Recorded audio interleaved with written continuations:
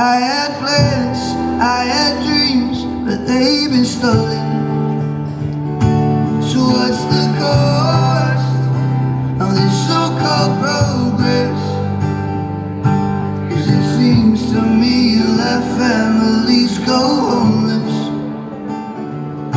You're just dream stealers up on Capitol Hill. Dream stealers.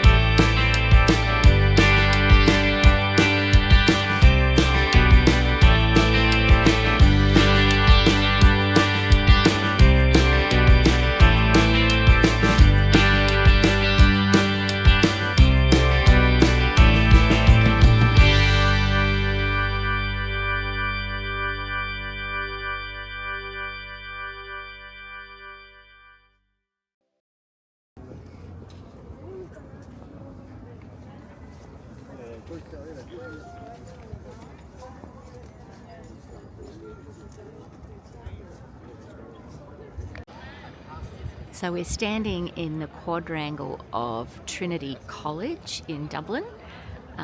It was founded in 1592 and has educated some of Ireland's most famous people. Jonathan Swift, who wrote Gulliver's Travels, went to school here. Bram Stoker, who wrote Dracula. Oscar Wilde and lots of other different famous people have graced these halls. It's really quite an amazing place. Lots of different architecture, like there's that little building over there. That's where the Book of Kells is stored, which is one of the oldest illuminated books. Illuminated, my understanding, is it's hand-coloured. So it's pretty interesting, but we can't see it because unfortunately the display's closed until Monday. That's another beautiful old building. So yeah, it's kind of cool. And they still educate students today. So I wonder who will be the next Oscar Wilde. Actually, we have a pretty diverse store today. Normally I've got like 25 people from Michigan on the store, so it's nice to have a nice little variety.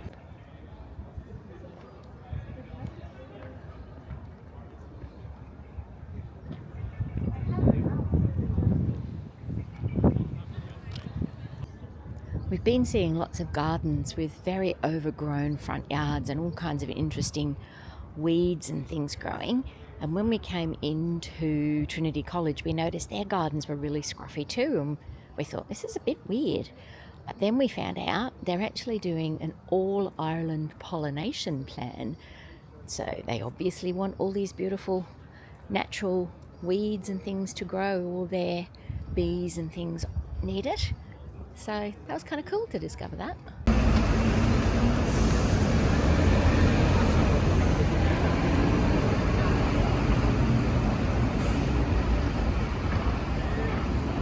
World, you've seen the influence of this building. The British Museum and the US Capitol building, which was designed by an Irishman, by the way, James Hoban from County Kilkenny. He had a great career in architecture. He designed the US Capitol building and he designed the White House.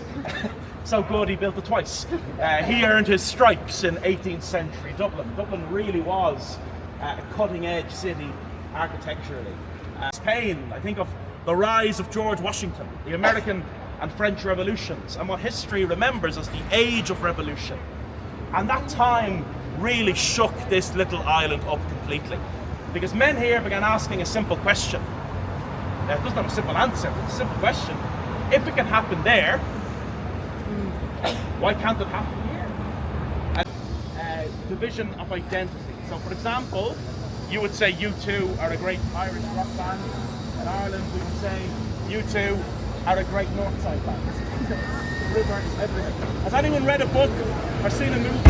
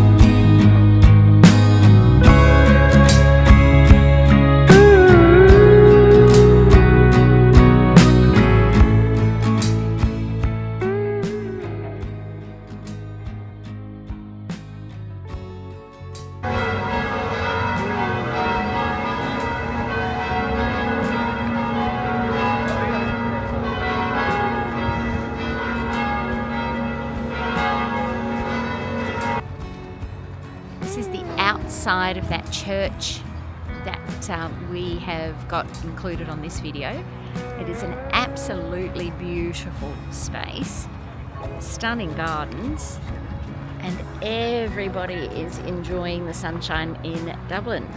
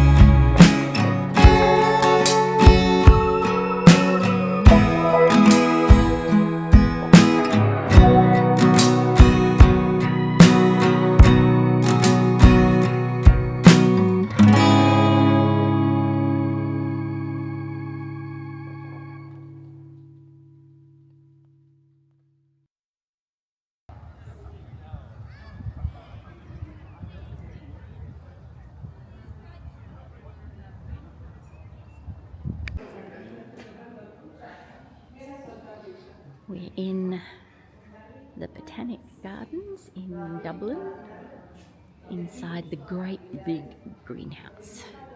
It's huge, enormously huge. Got all these fun things, and you can see outside, and you can see inside. Beautiful things.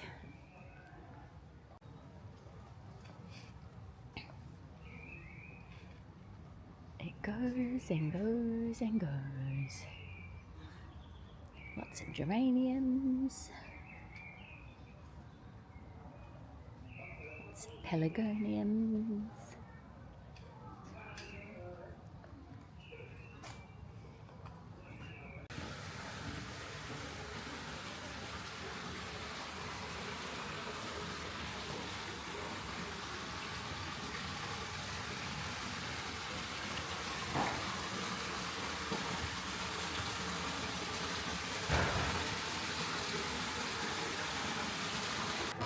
Oh, Scarlet, this is a jungle. A jungle just for you. I wonder if we'll see any monkeys. I don't think we will. But it's pretty cool. It's an indoor jungle in a big house.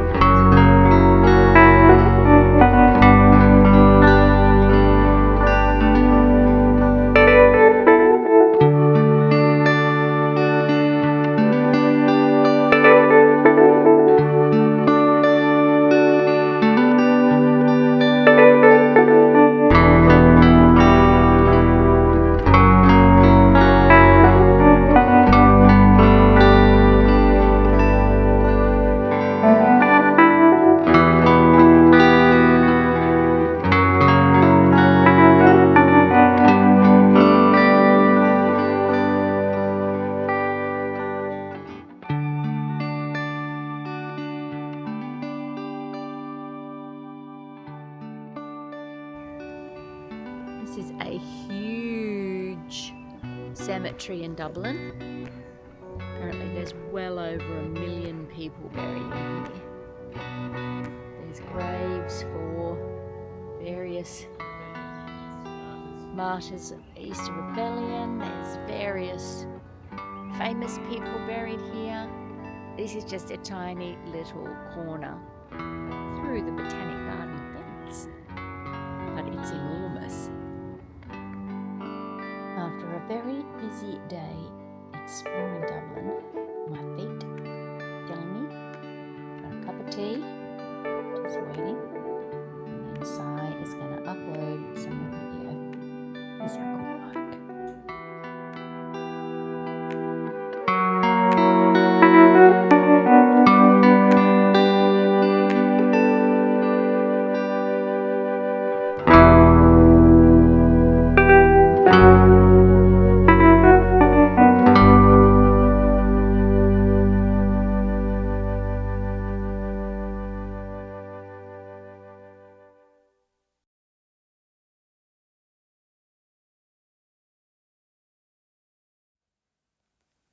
We had the opportunity to head into Rathfarnham Castle, which is basically a fortified house on the outskirts of Dublin.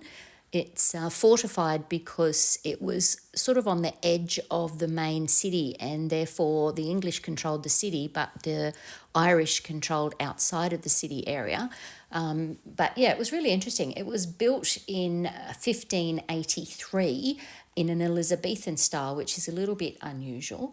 But this particular house, we were able to see lots of the original works that were there. We also had the opportunity to see the ceramics display that was on there. You could see it in that vaulted area. The entry from the main doorway, which we couldn't access through, leads through into this grand room, which if you look closely at the walls, you'll see that it's sort of all been stripped right back. It was a really cool space because you could see the skeleton of the room itself. The fireplace was sort of laid bare. You could look into the cavity almost. They were doing an artist's display in there too, and they explained that part of the reason they do these displays, like the ceramics and the art that you see in this room too, was because it encourages other visitors to come. This room here had the most beautiful ceiling that you'll see. The original artworks that were in the ceiling were removed, but when the Jesuits took ownership in 1911, I think, they had these special paintings which represented various parts of Christ's life. But the ceilings in this building were beautiful, really simple but quite elegant. This is a view through the room, and then out. There was a stairway down into the garden that the family could take, but it was beautifully proportioned down through the garden, etc. as well. We went into a number of different rooms in this space. Some of them were quite grand, others were small. Some had pistol loops still showing in the corners of the rooms, which faced the wild Irish side, so that the gunmen could actually have their rifles pointing out the windows, etc., to take pot shots when necessary. Heading into this room here, you'll see that it's a ballroom. It's obviously been set up for a conference of some description, but it was the original ballroom. The potential thoughts are that the orchestra would have played in one end, and people would have had the chance to be entertained by the family. The gentleman that we spoke to at the venue said that it would have been a big party house. This room here has a beautiful ceiling as well. And then when we come into this space, it was probably the family's withdrawing room, where they might have just spent their own quiet time. So it was beautiful to see, very lightly furnished. In fact, there was only one piece of original furniture in the whole house, which is in this pink room here. All of the furniture is period correct, but in the early 1900s, 1938, everything but that desk you can see there was sold. But that desk was a piece that was owned by the original owner of the place. This ceiling also has the most beautiful artworks on it, representing different gods. And this ceiling was called the gilded ceiling, so it's all beautifully done with, again, representations of different gods. And this is the outside of the building. It was very simple, but yeah, it was a really interesting place to visit, and we had it to ourselves, so we could spend as much time as we wanted wandering around. Beautiful place to go.